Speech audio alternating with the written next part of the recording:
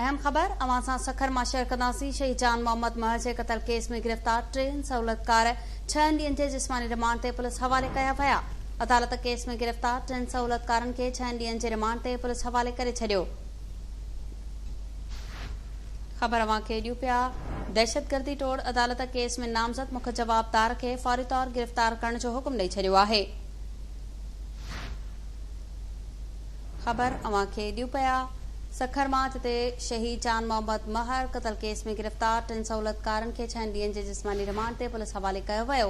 अदालत केस में गिरफ़्तार 3 सहूलतकारनि खे 6 ॾींहनि जे जिस्मानी रिमांड ते पुलिस हवाले करे छॾियो। दहशतगर्दी तोड़ अदालत केस में नामज़द मुख्य जवाबदारनि खे बि फौरी तौर गिरफ़्तार करण जो हुकुम ॾिनो आहे। ख़बर अवां खे ॾियूं पिया। सखर मां शहीद जान मोहम्मद महर क़त्ल केस जी ॿुधणी थी आहे। क़त्ल केस में गिरफ़्तार 3 सहूलतकारनि खे 6 ॾींहनि जे जिस्मानी रिमांड ते पुलिस हवाले कयो वियो आहे। अवां खे ॿुधायूं पिया त सहूलतकारनि खे पुलिस हवाले कयो वियो आहे। अदालत केस में गिरफ़्तार 3 सहूलतकारनि खे 6 ॾींहनि जे रिमांड ते पुलिस हवाले करे छॾियो। तफ़सील मालूम कंदासीं। लाइन ते मौजूद आहे अनस खांगरो। जी अनस, अपडेट कजो।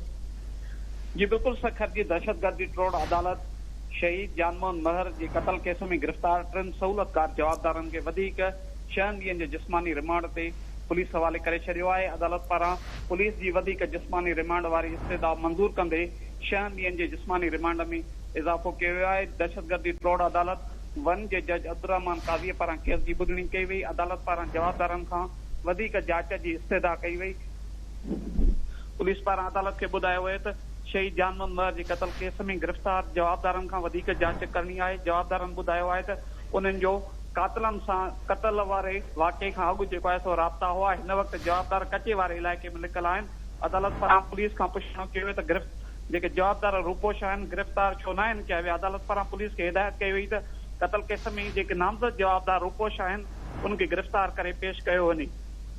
18 ॾींहं अॻु हथियारबंदनि विच शहर में काविश के न्यूज़ सखर जे ब्यूरो चीफ जान मोहम्मद महर खे फायरिंग करे शहीद कयो वियो। क़त्ल केस में हिन वक़्तु 17 जवाबदार नामज़द आहिनि, जंहिंमें 6 मुख्य जवाबदार 3 नामालूम ऐं 7 सहूलतकार आहिनि। पुलिस पारां हिन वक़्तु ताईं सिर्फ़ 3 सहूलतकार जवाबदारनि खे गिरफ़्तार कयो वियो आहे।